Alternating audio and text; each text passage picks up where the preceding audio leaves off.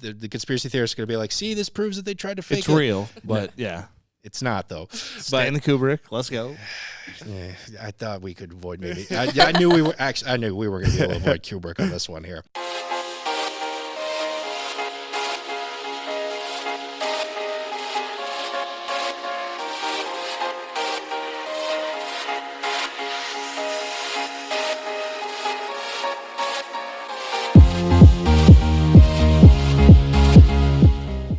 Welcome to another edition of Popcorn Bucket List, and today we have a very special guest with us here, Lily from the SMSU Theater Department. We're going to talk about you guys' new show here coming up this week. How you doing today? I'm doing all right, just a normal Tuesday. Yeah, just a normal Tuesday. Started off with rain, then snow, and it's probably going to rain later today too. Yeah. Normal April Tuesday. It was kind of weird. Like, it was like really snowing, like right before we started this, right? Like just 10 minutes ago. Yeah. It was like, oh, wow. Yeah. You never know what you're going to expect the Minnesota weather. No. Oh, yeah. So like I said, we're going to talk a little bit about Shout the Musical. This is the performance you guys are doing here this upcoming week. We'll talk a little bit more about that. But why don't you kind of just talk about the show in general here? Like in your mind, what's kind of a good synopsis of it? Yeah, okay. So the Shout Musical is like a jukebox musical, which is pretty much mainly just singing and dancing. There's lots of choreography, lots of fun songs that like your grandma, your grandpa will definitely know. Maybe your mom and dad will know. You definitely won't know, but you'll still love them either way. There's still some stories to it too. We've got some lines and stuff, and we got 5 main characters who go through different character arcs throughout it. Mine goes through a big arc, and we've got some domestic abuse arcs, some so like some heavy hitter arcs. Oh, very heavy hitter. Not just I lost my shoe. I went to go look for it and I found it. Nope. Yeah. And Okay. yeah, you should clearly understand each arc, hopefully. Okay. If you don't, it's our fault. No, but Yeah, why don't you tell us a little bit more about your character, what you do and play for the show here? So I'm my character doesn't have a name. They're by colors. I'm Green Girl. Okay. So kind of like Reservoir Dogs. Yeah. Almost. Yeah, I like that. Yeah, and so Green Girl, she goes through the 1960s, and her character arc is mainly coming into her sexual appeal. In the 1960s, women aren't really supposed to like sex, and they're mainly just for making babies. Mm-hmm. But she wants to be able to enjoy it and have a partner who enjoys it with her. And so she goes through feeling like she doesn't belong, feeling crazy, but then she finds a man in the end who kind of shares her same ideals, and she finally is okay with herself and okay with everybody thinking she's weird. Very good.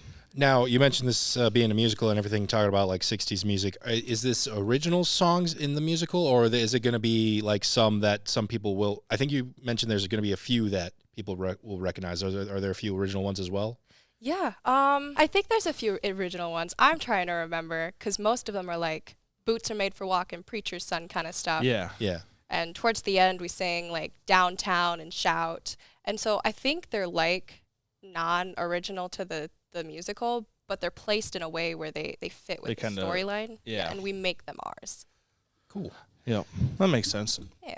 Now, I know you do a lot of work over there at the SMSU Theater Department. Sometimes you have to do some behind-the-scenes stuff as well. Is there anything behind the scenes that you are working on for this show, or?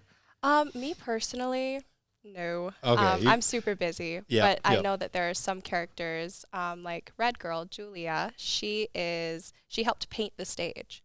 So all of the bright colors on the stage, she helped do that. It was really impressive. I'm excited. I know just from looking at the posters look super colorful. So oh yeah, lots of color. Excuse me.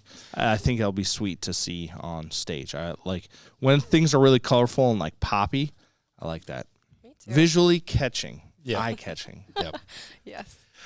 What is one thing about the show or an aspect of it that kind of grabbed your attention that was like, I'd like to be a part of this because of maybe this reason or another?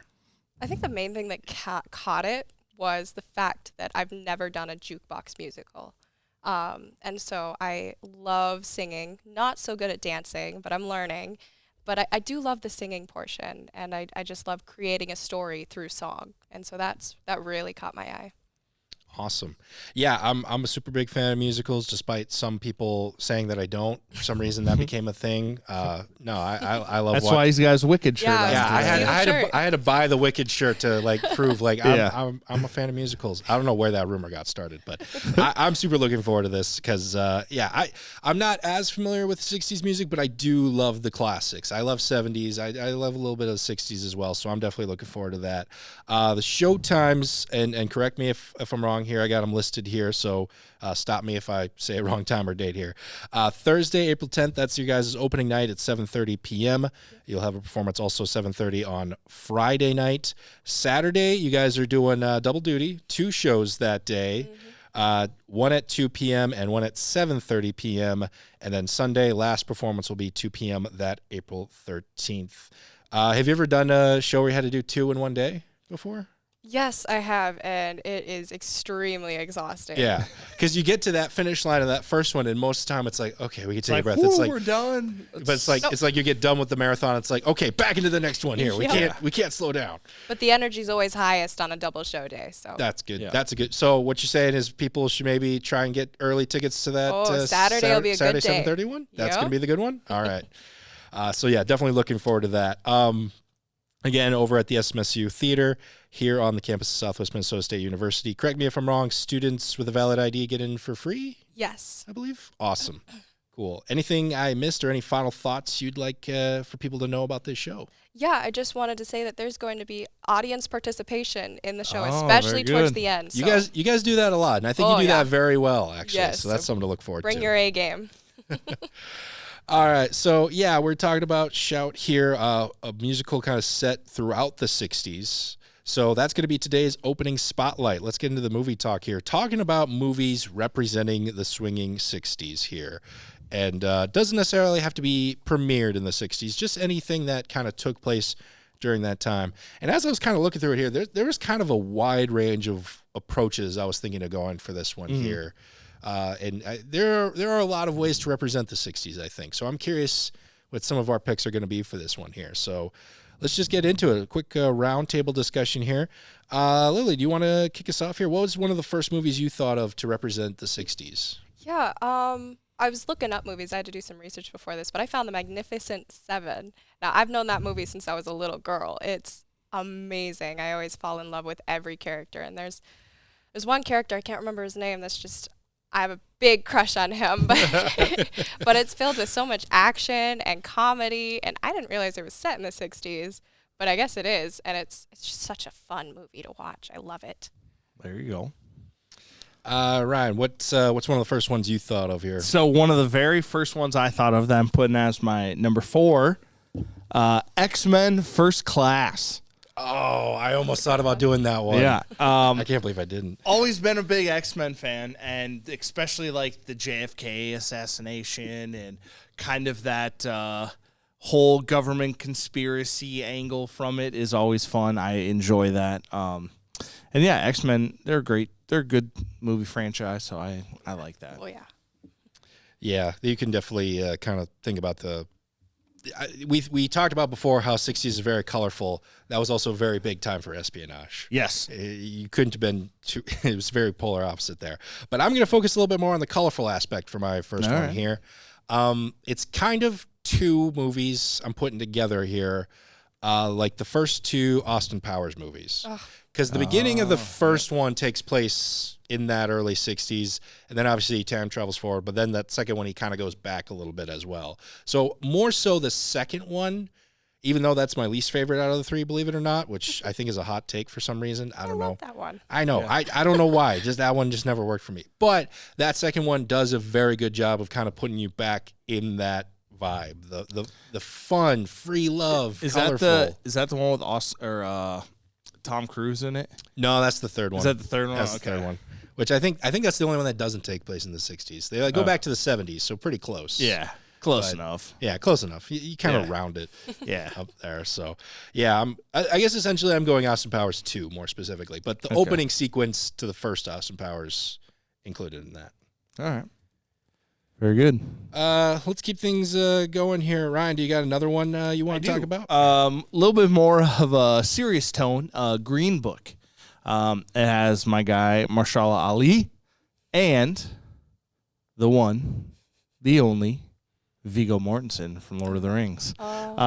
Absolutely powerhouse performances. I think it was nominated for an Oscar. I don't know if they won or. I think it got Best Picture that year. Did it get Best Picture? Yeah. If I remember correctly. Good movie. Also kind of brings in the race relations of the 1960s and kind of how things have moved forward and how, putting the shoe on the foot and seeing what life is like as they travel throughout the country. So I really enjoyed it. Good movie. I'll go next here with this one. I wanted to include one movie that had something to do with the space race because the 60s, that was such a big thing and inspired a lot of sci-fi as well. But as far as the one I'm going to go with, this is more of a recent one, Fly Me to the Moon. This was the Channing Tatum, Scarlett Johansson movie. I want to stress this was a fiction movie set in a real-life thing. So as the conspiracy theorists are going to be like, see, this proves that they tried to fake it. It's real, but yeah. It's not, though. Stanley Kubrick, let's go. Yeah, I thought we could avoid maybe. I knew we were going to be able to avoid Kubrick on this one here. But it is still very much like it's a 60s vibe, but it's not like a parodied 60s vibe. Mm-hmm. Like with Austin Powers, as much as I kind of say that represents it, that's kind of an over-exaggeration.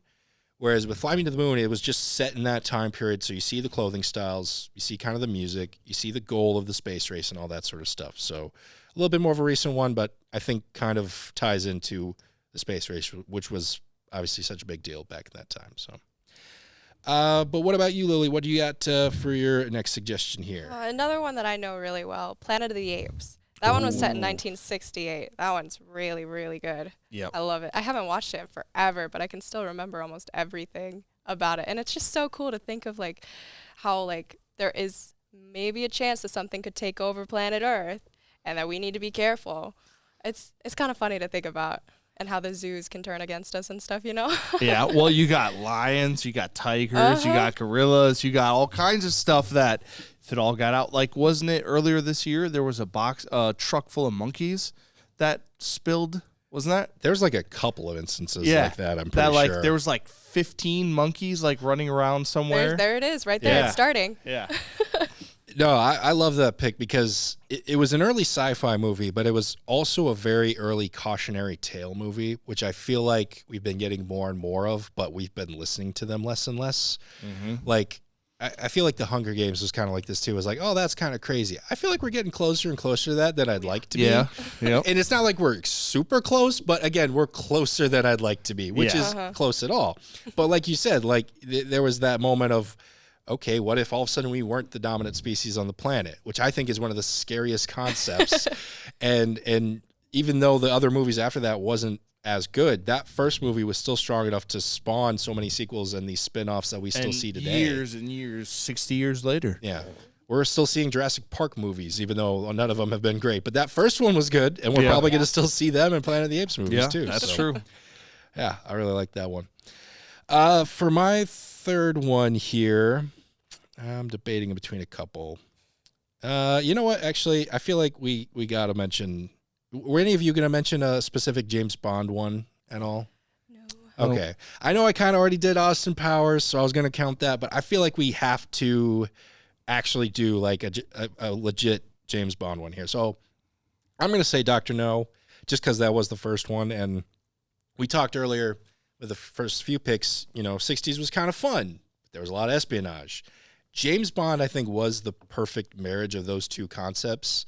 The gadgets were fun. The action was fun. But he's doing espionage and spy stuff and doing these dark secrets in the shadows and all that sort of thing. So I think that's part of the reason why James Bond became so popular during that time.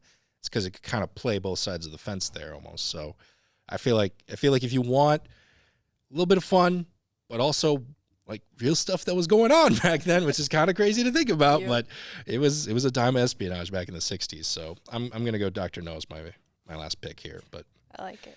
There you go. Lily, what is another one you want to talk about here? The last one I thought about was West Side Story. That was made in 1961. It's more of a musical thing, I think. The only time I saw it was live, actually, in Spain. When I went, there was a high school there that put it on. They put it on pretty well, actually. I cried by the end of it. It's like a Grease kind of thing. Yeah. It's kind of sad, kind of not sad. It's funny, but I don't know. I like the story itself, and I like sappy stuff. Yeah. Plus, the musical aspect is perfect for getting ready for Shout. Yes, here, exactly. So that's definitely a good pick. Very good. Ryan, why don't you round us out here? What is your last one kind of representing the swinging 60s? Oh, were we only doing 3 movies? I mean, if you got others. I got 2. I'll do both. Yeah, just do them both, yeah. No rules, man. Yeah. No rules. This is 60s. Thought this was America. Oh, my goodness. So I decided to go with a classic, One Flew Over the Cuckoo's Nest. Jack Nicholson is awesome in this, and it kind of dives into that. We don't really understand mental health yet at that area very well at that time in our history. So a lot of it was just, you're going to an asylum, or you're crazy, you're going over here. And I think that movie does a good job kind of exploring that. And they're like, is he really crazy? So great movie. And then, of course, I'd have to, even though it is 1969, I would still have to put in Once Upon a Time in Hollywood, because that is just a pinnacle 60s, I would say even early 70s film by Quentin Tarantino. So those were the two that my top 2 when I think that period. It used to be, I think, Forrest Gump, but that was like the classic. Everybody thinks Forrest Gump when they think that. So it was like, I think of Cuckoo's Nest and Once Upon a Time. I'm surprised it took you that long to mention Once Upon a Time. Well, it's the number one when I was going in that. Oh, you were actually kind of going, okay. Yeah.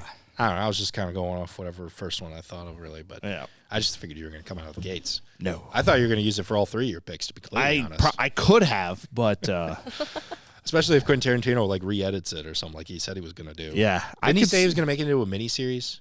Because there was just so much they cut. That would be sweet. I'd watch it. I thought you told me that. Anyways. All right. We get off track here every once in a while. I don't know if you noticed that. But yeah, there's a couple examples of some movies kind of made in, set in, representing the 60s in general here. So if you want to kind of feel that vibe and get ready for Shout the Musical, there's just a few suggestions for you there. I mean, heck, I'd watch all these right now today. Oh, yeah. Honestly. Yep. One Flew Out of the Cuckoo Nest is so good, by the way. So good. Everyone should watch it. Yeah. For sure. But yeah, like I said, those are some of our suggestions. What are some movies you guys think represent the 1960s? Let us know in the comments down below.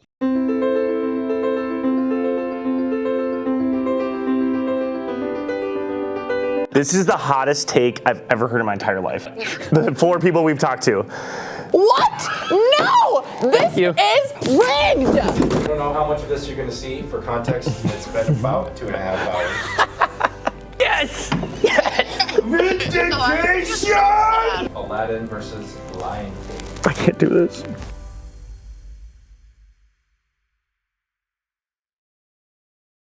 But let's move on to the weekly preview here. A really shorter weekly preview. We've been having quite a few weekends here where there's been quite a few movies. Lesser movies this weekend, but we got a really, really big one here. And I know you were saying you're excited to talk about, which is perfect. Friday, April 4th, the big ticket item, a Minecraft movie. This one's coming straight to theaters.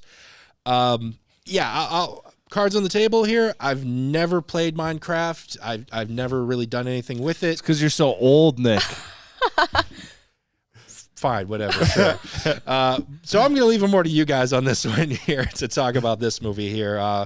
We got Jason Momoa, we got Jack Black coming back here on this one here. So I don't know, what are our thoughts on this one? Every movie with Jack Black in it is just automatically top tier, I think. Minecraft just seems like it's going to be such a good movie. I mean, it was getting backlash at first, but every movie where they try to recreate something always gets some kind of backlash. Mm-hmm. But then you got to give it a chance. Yeah, because when I first heard it, I was like, they're making a Minecraft movie. Well, I will say that also the same thing with Super Mario. Oh, yeah. It was like, they're making a Super Mario movie? And Chris Pratt's doing Mario? Like, what? And I watched it and I really enjoyed it. And then kind of the same thing. Once I saw pictures of Jack Black as Steve, it was like, oh, okay, that's interesting look. Like he's Okay, a real so- person, So but just to clarify, so Steve is a character in Minecraft. This wasn't just an Yeah. original thing they made for him. Yeah, Yeah, he's like okay. the main generic. This just shows how Minecraft. little I know about this. I didn't know there was any original characters in these things. yeah, it's just like that's the starting character, Yeah. your Okay. person. But then as I saw like more videos and trailers come out, I was like, oh, this could actually be pretty cool. So I like Jason Momoa too.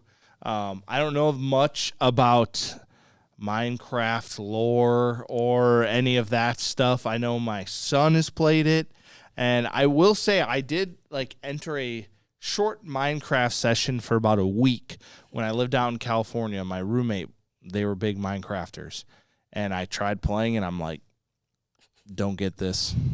It's so I fun. don't get it. And then I got killed by the zombies. Oh, they're terrifying. Like, I was just like, all right, I'm done with this.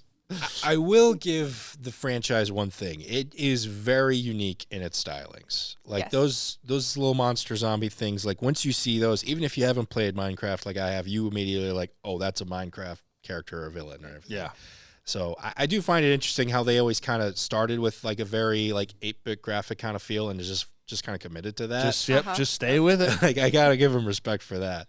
And I will be curious to see how that looks on the big screen, however, though, as well. So Yes. I don't know. Yeah, I mean, like you said, Jack Black, he's automatically, he's like bonus points in the sport. Yep. No matter how bad your score is, he'll automatically give it a few bumps here or Yep. there. Yes, So yes. I will say I look forward to that. I just was surprised that was a character because I just thought the full beard was just him, like just being him. Yeah. Or is that just did he just not shave? Well, I don't know if you don't really ever see Steve's face, I don't think. Oh, okay. There's pixels where it looks like there might be a little bit of stubble, but everybody can't tell if it's the mouth or if it's the beard. Like Yeah. it's hard to tell. Okay, so maybe he just didn't shave then. Yeah. Yeah. Okay, fair enough. I mean, you're stuck in a survival Minecraft game. What are you gonna shave with? Yeah, the pickaxe, that'd be just Just that'd be flint and dangerous. That'd be dangerous. I am interested to see how they do that, the like making the portals and the weapons and the armor It looks and pretty stuff. cool in the trailers. So Yeah. it'll be interesting. I remember somebody trying to explain it to me, and I'm like, okay, I get it, I see it. There's just a lot of minerals to hold on to, and eggs, and then animals, and yeah, it's wild. yeah, There's a lot yeah. going on. Yeah, I think the big thing for this movie is going to be comparing to how someone like me reacts and compared to someone like you. Like I remember back in when Dungeons and Dragons came out. Ugh. Like I've never played Dungeons and Dragons, but I really enjoyed that movie. Mm-hmm. Whereas a lot of my friends, they've played it, they really kind of enjoyed it too. So if he can hit both those markets, then it can kind of be a big hit like that. So Oh, yeah. But you guys have kind of talked me into it here. I wasn't really looking forward to this one as much, but no, this might, And this I might have got a chance to be a sleeper I think hit. it's going to do pretty good with kind of the lower numbers we're seeing on Snow White. I think a lot of people are going to be like, oh, this weekend, I could go Snow White or I could go to Minecraft. I'm going to go to Minecraft. Like, I could see that playing out. Well, and also just no competition this week. I Yeah. mean, I think a lot of studios were seeing this and like, well, we don't want to compete against Minecraft. And Disney was trying to at least get ahead of it. They Yeah. thought they were going to have really 2 good weekends there. Well, that unfortunately didn't happen. So, Oof. yeah, I think it'll be a banner weekend for them for sure. Oh yeah. Also coming out this weekend, The Friend. This one's also coming out to theaters. Rated R, but like you were kind of saying before the show here, very wholesome. It seems like. So probably just a lot of cussing in it and everything like that. Yeah. But this movie stars Naomi Watts and Bill Murray. Basically, this person has essentially inherited a dog after passing of, I believe it was her husband, I think, or friend or something like that. I don't know if it ever actually said. I don't know. If they did, I missed it, so I apologize. But yeah, now has to deal with taking care of a dog in their life, which if all of a sudden one day you don't have a dog, next day you do, that is a big transition. Yeah. Oh yeah. That is a lot to figure out. So, is the dog actually helping this person? Is the person actually helping the dog? I think people who, are first-time dog owners are going to really relate to this because whenever a new pet comes into the home, there's always a transition period and everything like Yep. that. So, Yeah, it takes time. yeah. Takes time. Like I know my parents, they just got a new dog be a couple months now here. And, you know, she's still kind of a puppy, but she's kind of acting a little differently than our last puppy did, but still, you know, kind of a transition period. So each dog is different. But I don't know. What do you guys think of this one overall? I think it's gonna be pretty good. I love Great Danes as a dog, and I've heard that they're quite funny animals to have. They're huge, but they're real scaredy cats. So I feel like this movie's gonna show a lot of that sense of like they're clumsy, they're funny just to watch do random things. Like she's gonna have this Naomi Watts character is gonna have a lot of fun trying to figure out this dog, I think. Yeah, because I've known someone who had a Great Dane, and yeah, massive dog, and they are clumsy, and them like walking around a room is like it's just different than other smaller dogs, and they're tight. It's just so I think that will be kind of a good like physical comedy of her interacting with the dog. Like they showed the scene where the dog's on the bed. Like if you have a little puppy, no problem. But if you have a Great Dane that's just laying on your bed, that's a whole thing. Yeah. It's their bed. You're just lucky to be there, basically. Yeah. Like my dog. All right. Well, that is everything coming out here this weekend. So let's wrap up this episode like we usually do with some number one recommends. I'll say right out of the jump here, I've been super busy with some other videos and Marshall Home Show, so I don't have anything just because I've been swamped with a bunch of stuff. But what do you guys got? You want to go first or you want me to go first? Is the Minecraft movie coming out this weekend? Yep. Go see it. It's so good. Seriously. Calling your shot. Having a party at the theater. Go watch Minecraft. I like that idea. I like that. Ryan, what do you recommend this weekend? I had the chance to watch A Complete Unknown this weekend, and I really enjoyed that. That's the Bob Dylan biopic-ish with Timothée Chalamet. Out of all the name pronunciations you've ever done, that might be the most off, yet also still on the right track. It was close. Not really. Edward Norton, I thought, did great too. Timothy was great. Dakota Fanning was pretty good. Yeah, I thought everybody, all in all, was good. I enjoyed it. I learned a little bit. I also think it's a little different because I grew up listening to Bob Dylan. Shout out Michael Danhar, turned me on to him in like 8th grade maybe. So I mean, I had done a lot of reading and stuff, and I wish there would have been some more things that they could have thrown in there. But I understand it's a 2-hour-long movie. So there's only so much you can cover in a certain amount of time. But I did enjoy it. I did think it was good, and I've seen Bob Dylan live, so that was kind of interesting to just know a little bit more. Well, that's going to do it for us here on this episode of Popcorn Bucket List. Once again, don't miss your chance to check out Shout the Mod Musical. Again, showtimes 7:30 p.m. on April 10th, 11th, and 12th, and 2 o'clock p.m. showtimes on April 12th and 13th. For more information, make sure you follow them on Facebook, Southwest Minnesota State University Theater Program. And you guys post some like behind the scenes videos every once in a while, right? On Instagram. On Instagram. SMSU Theater. Seen Yeah. a few of those. Those are kind of interesting to see every once in a while. If you want to see a little bit more of the process, a little bit more behind the scenes stuff, make sure you follow them over there as well. For myself, Lily, Ryan, and Carter, we'd like to thank you so much for watching, and we will see you at the movies.